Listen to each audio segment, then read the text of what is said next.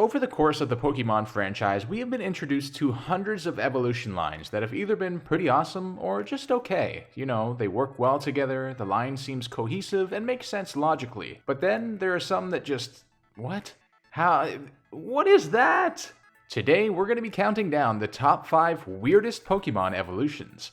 When I say weirdest, I don't necessarily mean that their evolution methods are weird, but just the evolutionary line itself doesn't seem to make sense. In other words, there's a big disconnect between the first Pokemon in the line and the last in terms of design or theme.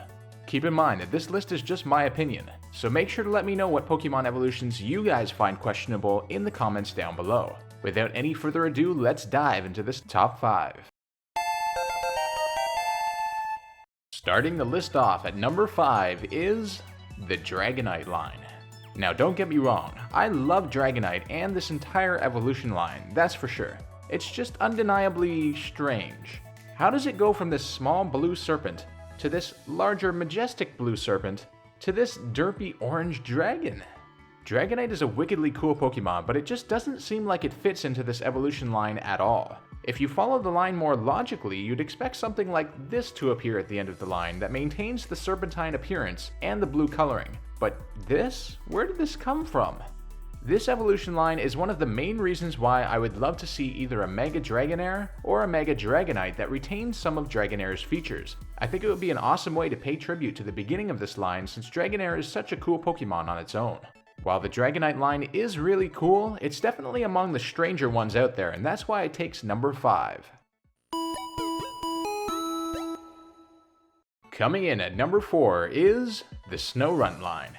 Back in Generation 3, Snowrun was introduced with its only evolution being Glalie.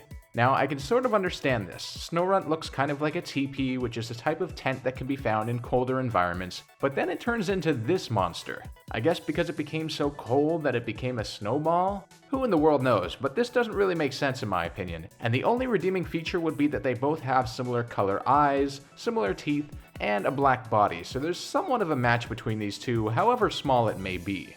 But then things got really weird in Generation 4 when a split evolution was released for Snowrun called Frostlass. Now, what is the resemblance? There is not a single thing I can point out that would show me that Snowrun evolves into Frostlass, besides, again, the slightly similar color in one part of its eyes. And that isn't all that's weird about it. When Snowrun evolves into Frostlass, it becomes part ghost type and, according to the Pokédex, enjoys freezing its prey and using them as decorations. How we got from this cute little guy to this creepy ghost is beyond me.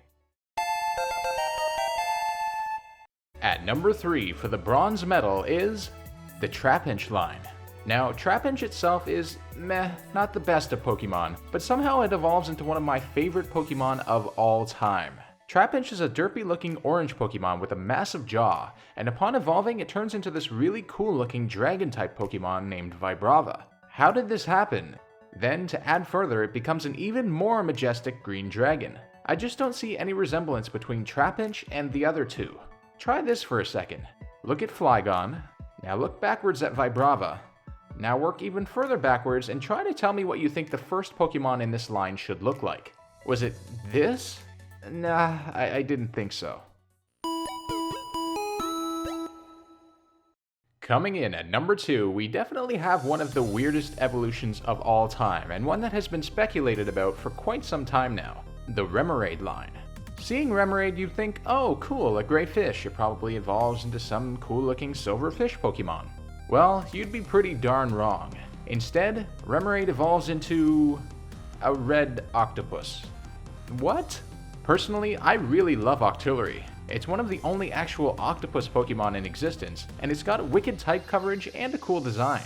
But why make it evolve from a gray fish? To make matters worse, Remoraid love to be attached to Mantine, which makes people think that there's a connection between the two. Perhaps even an evolutionary connection, which wouldn't be too bad since they both have propeller-looking tails and design-wise could work well together. In a way, they are evolutionarily connected. Mantike can actually only evolve if you have a Remoraid in your party at the time you level it up. But despite being this closely attached to Mantine, Remoraid instead evolves into a red octopus. In terms of the logic behind evolutions, this has got to be among the biggest unexplainable trolls that Game Freak has ever done.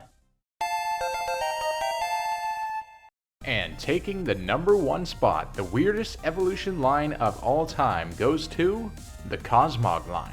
Now Cosmog evolving into Cosmom and then into Lunala, it's passable. All three of them have that same kind of Starry Night theme going on. A lot of the finer details and themes work together, and it's not too much of a stretch from Psychic to Psychic and Ghost. However, what in the world is this? Why does Cosmog evolve into Solgaleo, a massive part steel type lion? The designs, themes, and everything else do just not match up at all. And oh sure, point out the fact that Solgaleo has stars in his eyes, but hey, so do I, and you don't see me achieving my dreams.